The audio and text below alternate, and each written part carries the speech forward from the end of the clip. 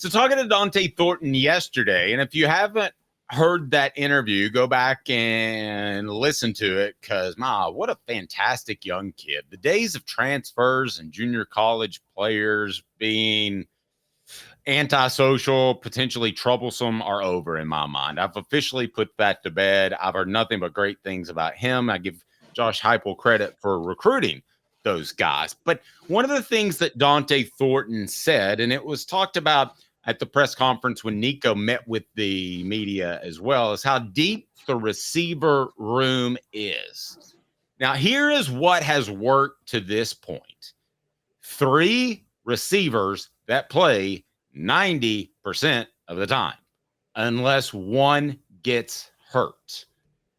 Caleb, do you believe that Tennessee will really play more receivers, or will Josh Heupel stick to what he knows best, and that is playing 3 main guys, which I also know that you, as well as me, are mostly a fan of. You like to see guys get in rhythm. So could there even be a potential mistake made here? Ask you both those questions. Brought to you by Medicare Misty, licensed in over 40 states. No charges for her service. Medicare Misty. Caleb, I'll ask you those questions in 30 seconds. 19 years this year. Well, I've been in the community since 1993. You're getting a lot of information. Unlike when you were working, they made the choice for you. Now you have to make the choice. Come to us and let us help you make it easy. Call Medicare Misty, MedicareMisty.com or 423-777-5577. Let us help them sleep at night. And we call her Medicare Misty. Tennessee should play more receivers because they got them, Caleb, or they should stick to what got them here, and that is a college football playoff contender. And that was playing the 3 healthiest receivers 95% of the time. Stick to what got him here. Stick to what got him here. And here's the truth of the matter. Oh my gosh, you're gonna leave so many great players on the bench. I did not expect this out of you, Caleb. Go ahead. Stick to what got him here. And I'm going to take it a step further. They will stick to what got him here. Josh Heupel is just not telling his receivers that, because Josh Heupel wants all of his receivers ready to go in case something happens. Because if you come out straight up and say, I'm just going to do this rotation, some guys might take a little bit of time off. You know, they may go a little lackadaisical. Nick Saban's big rant. You remember when Nick Saban lashed out at his cornerbacks for not being ready in the national championship game in 2021 because the starters were hurt.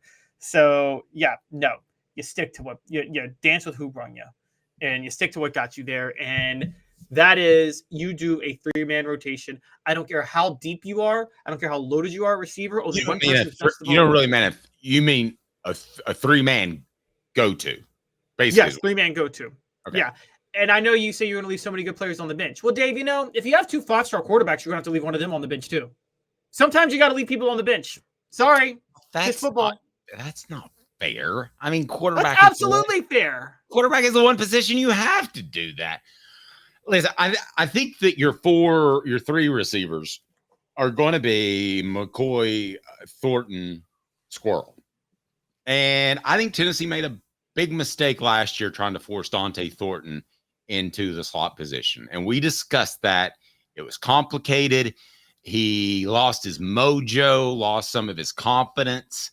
And it's a great interview, great kid. And it's not because of me. It's because he was fantastic to interview. I got to stop calling these guys kids. They're getting older and older. Okay. But I think Chaz Nimrod plays a lot. Now, this is based off conversations of people within the program. I think he's going to play a lot. I think, and I'm sorry, I said earlier Thornton start. I meant to say Brazel. So Thornton right after him will play on the outside. Then you have Mike Matthews you'll want to get in. And I'm not talking about garbage time. Caleb, if they don't get those guys on the field, do you question if Josh Heupel's too stubborn? Or do you think the best option is just to have those 3? The best option is just to have those 3.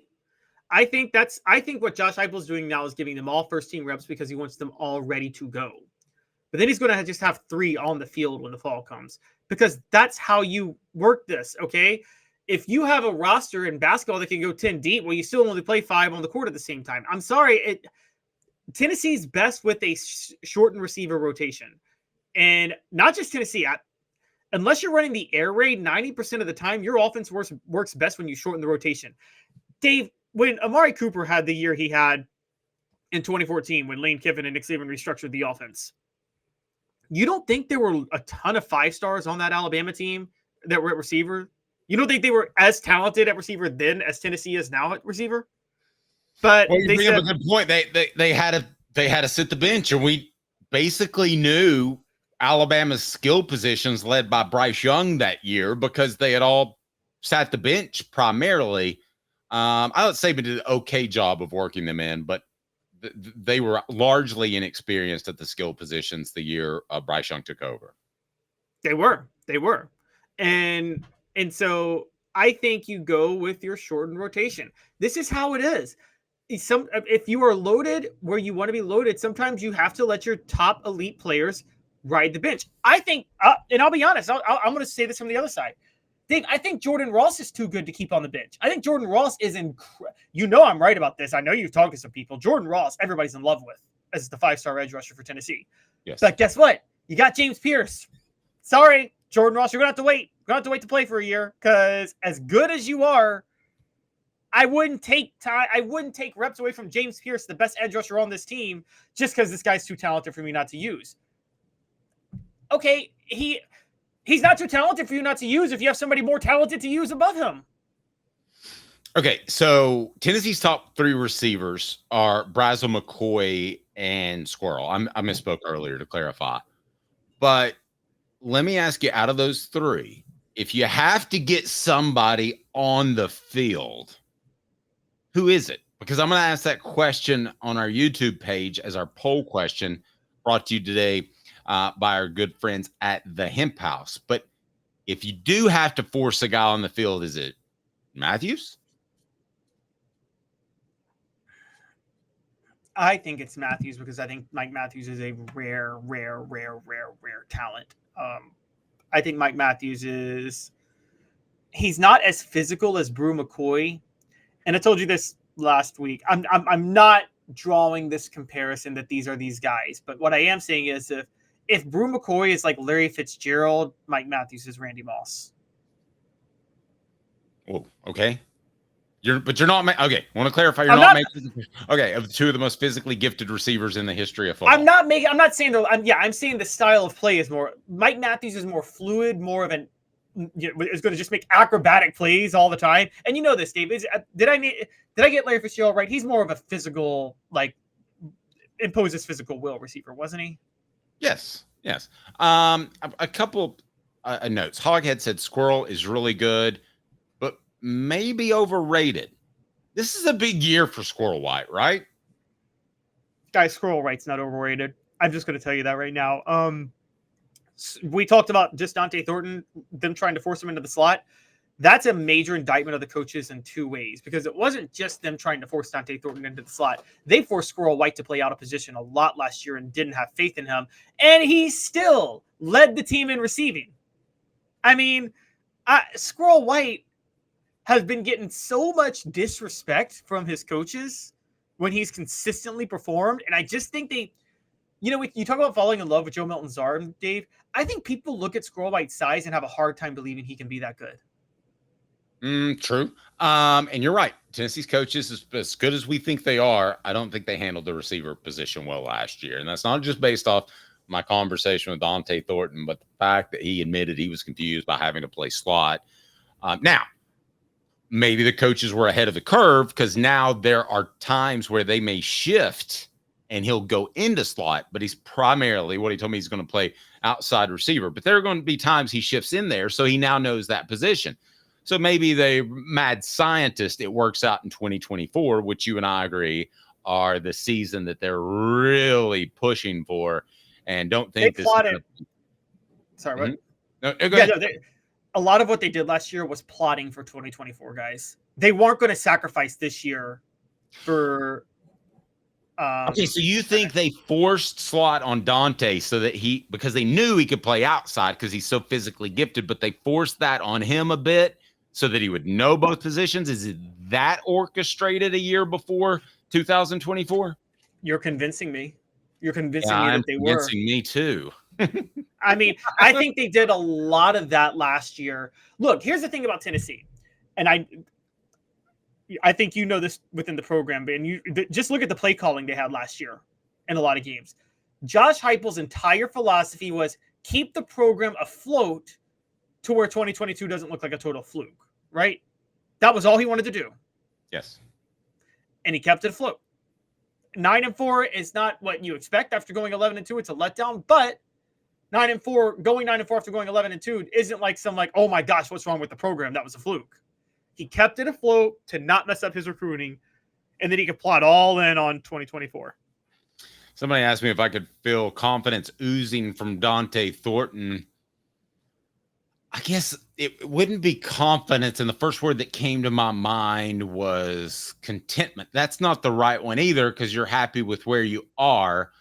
How about confident? Because he thinks he's going to be used in a different way. He's comfortable with the way he's going to be used. Let's say something happens to Squirrel or defenses make him shift into the slot a lot. I think that Dante's going to be comfortable with that, where he wouldn't be otherwise. But let's go to our poll question here and see where you stand. Because I'll ask you this question. The Vols have to play Dante Thornton, Mike Matthews, Chaz Nimrod, or stick with the top three. Dante Thornton, 34% of the vote. Mike Matthews, 52% of the vote. Chaz Nimrod, who's going to be the fourth leading receiver if everybody stays healthy, I'll go ahead and tell you, gets just 10% of the vote. He might not excite you, but I'm telling you, the guy's bigger. He's more physical. Well, I will say he's bigger and has the ability to be more physical. You've got to want to be more physical. You got to want to lay your hands on people. I don't think that's his nature, but I've covered guys that have been able to overcome that. So this is big for him, but he's got to go out there and knock some people around because Tennessee's offense asks its receivers to block quite a bit, and we all know that. So, Caleb, of those three, if I made you pick, who absolutely has to play? Well, if one of them had to play, you'd be Mike Matthews. But I say that from rare physical gifts. I do believe if what we're saying is true, if Dante Thornton is that comfortable to switch in and out, you might see him. But Dave, are you sure Dante Thornton's not going to beat out Chris Brazzell for that number 2 wideout? Now, the only reason Chris Brazzell would probably win is because because Brazzell has the hands. Yeah, and he can attack a football. He's got some special qualities. I think he's going to be Tennessee's third best skill position player behind Nico and Brew. Is that too Where short? is this hate for Squirrel White? I don't know. I think Squirrel was playing out of position. He's going to be good. I think he's just perfectly fine. I mean, come on. Squirrel White's top 3. You got to put him above Brazzell. No, I don't think there's any debate on that.